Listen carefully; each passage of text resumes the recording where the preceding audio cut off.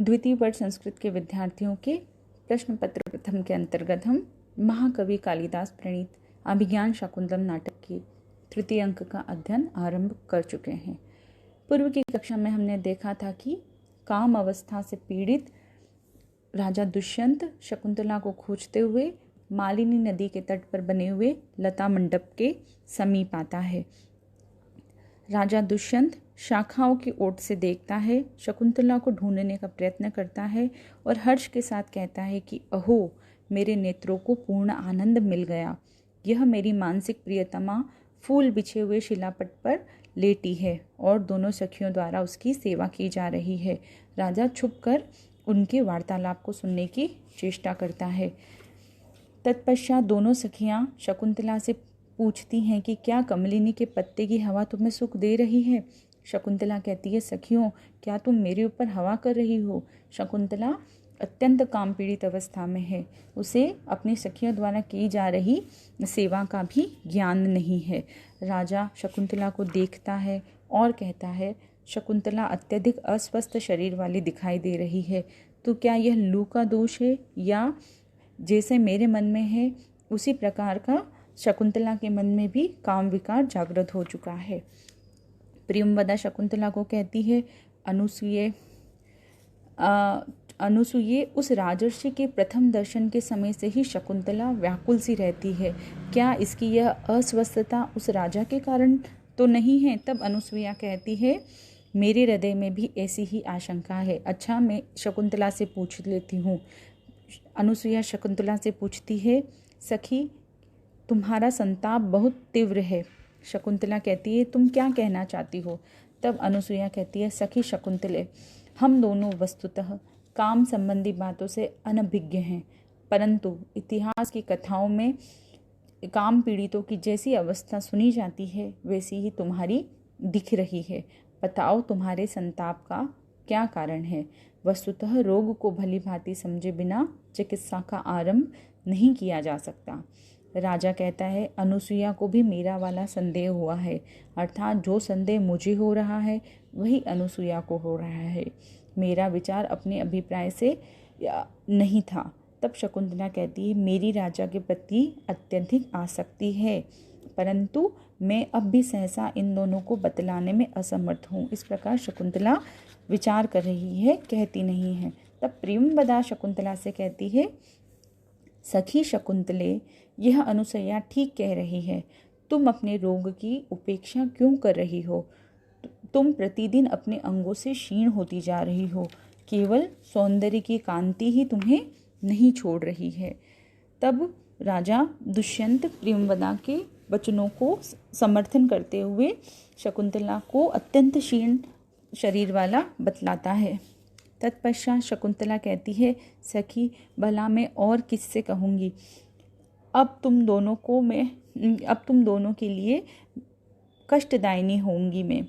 इस प्रकार कहने के पश्चात दोनों शकुंतला से कहती हैं, इसीलिए तो यह आग्रह है कि तुम अपना दुख हमसे कहो। प्रियजनों से बटा हुआ दुख सहन करने योग्य पीड़ा वाला हो जाता है। तब राजा यह कहता है कि पृष्ठा जनेन सम दुख सुखेन बाला ने नेयम न वक्ष्यति मनोगता अधिहेतुम दृष्टो विवृत्य बहुशो अपि अनया सतृष्णः मतांतरे श्रवण कातरतां गतो अस्मि। सम दुख सुखेन, सुख दुख के साथी, जनेन अर्थात सखियों के द्वारा, पृष्ठा अर्थात पूछे जाने पर, इयम यह, बाला शकुंतला, मनोगतम मानसिक, आदि हेतुम दुख के कारण को, न वक्ष्यति नहीं बतलाएगी, इति न ऐसी बात नहीं है, अनया इस शकुंतला ने, बहुश अनेक बार, विवृत्य पीछे की ओर मुँह करके, सतृष्णम तृष्णा के साथ, दृष्ट मेरी ओर देखा, अपि फिर भी, अत्रांतरे इस समय, श्रवण कातरताम गतो अस्मि मैं सुनने के लिए अधीर हो रहा हूँ। अर्थात राजा दुष्यंत यहाँ यह कह रहे हैं कि सुख दुख में समान रहने वाले जनों अर्थात सखियों द्वारा पूछे जाने पर यह शकुंतला अपने मानसिक दुख के कारण को नहीं बतलाएगी, ऐसा नहीं है, अर्थात अवश्य बतलाएगी। यद्यपि इसने अनेक बार पीछे मुड़कर तृष्णा के साथ मेरी ओर देखा था, फिर भी इस अवसर पे मैं इसका उत्तर सुनने के लिए अधीर हो रहा हूँ। सम दुख सुख उत्तर प्राप्ति का हेतु है, अतः यहाँ काव्यलिंग अलंकार है। श्लोक के उत्तरार्ध में विभावना तथा विशेषोक्ति अलंकार है। यहाँ प्रसाद गुण है, वैदर्भी रीति है, वसंतील का छंद है जिसका लक्षण उक्ता वसंतील का तबजा जगो ग पूर्व में बतलाया जा चुका है। तदुपरांत शकुंतला कहती है कि सखी, तपोवन की रक्षा करने वाले वे राजर्षि जब से मेरी दृष्टि में आए हैं। इतना कहकर शकुंतला लज्जा के कारण चुप हो जाती है। दोनों सखियां शकुंतला को बोलने के लिए प्रेरित करती हैं कि प्रिय सखी, आगे की बात को कहो। तब शकुंतला कहती है, तभी से उनकी प्राप्ति की अभिलाषा के कारण मेरी यह अवस्था हो गई है। राजा शकुंतला के वचनों को सुनकर हर्ष के साथ कहता है कि जो कुछ मैं सुनना चाहता था वह मैंने सुन लिया। स्मर एव ताप हेतु निर्वापिता स एव में जातः दिवस इवाभ्रम श्यामस्तपास्त्यये जीवलोकस्य। तपात्यये ग्रीष्म ऋतु की समाप्ति पर जीवलोकस्य प्राणियों के लिए अभ्र श्याम बादलों से श्यामले, दिवसः इव दिन के समान, स्मरः एव कामदेव ही में ताप हेतु मेरे संताप का कारण था, स एव वही निर्वापयिता जात शांति देने वाला हो गया है। अर्थात ग्रीष्म ऋतु की समाप्ति पर प्राणियों के लिए बादलों से श्यामले दिन के समान, जिस प्रकार बादल गर्मी में शांति प्रदान करते हैं और कामदेव ही मेरे संताप का जो कारण था, वही शकुंतला में स्थित वही काम मुझे शांति प्रदान करने वाला हो गया है। तत्पश्चात शकुंतला कहती है, यदि तुम दोनों की अनुमति हो तो ऐसा प्रयास करो जिससे मैं उस राजर्षि की कृपा का भाजन हो जाऊं, नहीं तो अवश्य ही मेरे लिए तिलोदक देना। अर्थात यदि ऐसा न हुआ तो मैं मृत्यु को प्राप्त हो जाऊंगी और तुम दोनों तिल मिश्रित जल से मेरा तर्पण करना। तब राजा कहता है, इसका शकुंतला का वचन सुन के मेरा संदेह दूर हो गया। प्रियंवदा कहती है अनुसुईया से, अनुसुईया, इसका काम विकार बहुत बढ़ गया है, अब यह विलंब को सहन करने में असमर्थ है। जिस पर इसकी आसक्ति है वह पूर्ववंशियों में शिरोमणि है, इसीलिए इसकी अभिलाषा का अभिनंदन करना उचित है। अर्थात इसकी अभिलाषा सर्वथा अभिनंदनीय है। अनुसुईया कहती है, तुम ठीक कह रही हो। तब प्रियंवदा कहती है शकुंतला से, सखी, सौभाग्य से तुम्हारी आसक्ति योग्य पुरुष पर है, अथवा महानदी समुद्र को छोड़कर कहाँ गिरती है। आम को छोड़कर कौन सा वृक्ष पल्लवों से युक्त माधवीलता को सहारा दे सकता है। तब राजा कहता है, इसमें क्या आश्चर्य है यदि दोनों विशाखा नक्षत्र चंद्रलेखा का अनुसरण करते हैं। तब अनुसुईया कहती है, फिर कौन सा उपाय हो सकता है जिससे हम लोग शीघ्र तथा गुप्त रूप से सखी के मनोरथ को पूर्ण कर सकें। प्रियंवदा कहती है, गुप्त रूप से यह सोचने की बात है, शीघ्र यह तो सरल है। अनुसुईया कहती है, किस प्रकार से। तब प्रियंवदा कहती है, वे राजर्षि भी जिसकी प्रेम पूर्ण दृष्टि से इसके प्रति अभिलाषा सूचित हो चुकी हैं, इन दिनों रात्रि में जागरण के कारण दुर्बल दिखाई पड़ते हैं।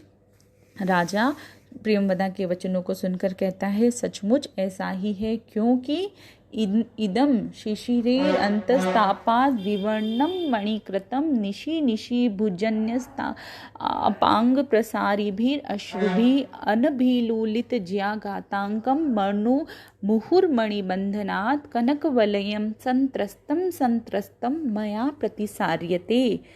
निशि निशि अर्थात प्रत्येक रात्रि में भुजन्यस्तापांग प्रसारी भी भुजा पर रखे हुए नेत्र के प्रांत भाग से बहने वाले अंतस्तापात आंतरिक संताप के कारण अशिशिरेई गरम अश्रुभी आंसुओं से विवर्ण मणिकृतम जिसकी मणियां मलिन हो गई हैं मणिबंधनात् कलाई से संत्रस्तम संत्रस्तम, बार बार सरके हुए इदम कनक वलयम, इस स्वर्ण कंकण को, मया में अनभिलूलित ज्याघातांक, प्रत्यंचा के आघात के चिन्हों को न रगड़ते हुए मुँह बार बार प्रतिसारिते, ऊपर की ओर सरकाता रहता हूँ।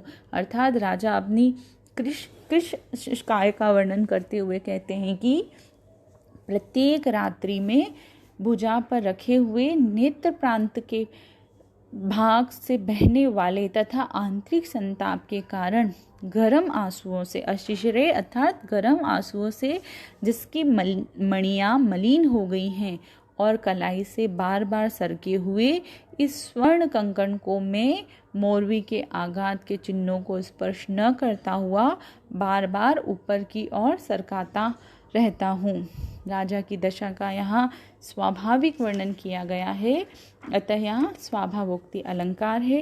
काव्यलिंग अलंकार भी दृष्टव्य है, प्रसाद गुण है, वैदर्भी रीति है तथा हरिणी छंद है। हरिणी छंद का लक्षण है न समर सलागे षड्वेदे हर्येण हरिणी मता।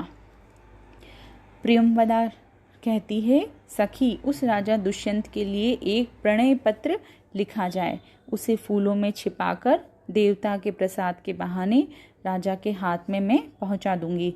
अनुसुईया कहती है, यह सुंदर उपाय मुझे भी पसंद है, परंतु शकुंतला क्या कहती है? तब शकुंतला कहती है, क्या आप लोगों की आज्ञा टाली जा सकती है? प्रियंवदा कहती है, तो अपना उल्लेख करते हुए कोई ललित पदों से युक्त रचना को शकुंतले तुम सोचो।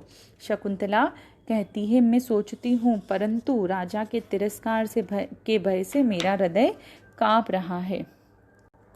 राजा छुपकर गुप्त रूप में उनकी बातों को सुन रहा है। तब वह शकुंतला की बात को सुनकर कहता है हर्ष के साथ कि अयम सते तिष्ठति संगमोत्सुको विशंक से भीरु यतो अधीर्णाम लभेत वा पार्थयिता नवा श्रियम श्रिया दुराभ कथम इप्सितो भवेत। भीरु अर्थात हे भयशीले, यतः जिससे, अवधीर्णाम तिरस्कार की, विशंक से आशंका कर रही हो, सह वह, अयम यह, तेई तुम्हारे संगमोत्सुके मिलने के लिए उत्सुक, तिष्ठति खड़ा हुआ है, पार्थयिता प्रार्थी अर्थात चाहने वाले, श्रियम लक्ष्मी को, लभेत पावे, वा न वा या न पावे, श्रिया लक्ष्मी के द्वारा, इप्सितः प्रार्थित अर्थात चाहा गया, कथम कैसे, दुराभ भवे दुर्लभ हो सकता है। अर्थात हे भीरु, तुम जिससे तिरस्कार की आशंका कर रही हो वह यह दुष्यंत तुमसे मिलने के लिए उत्सुक खड़ा है।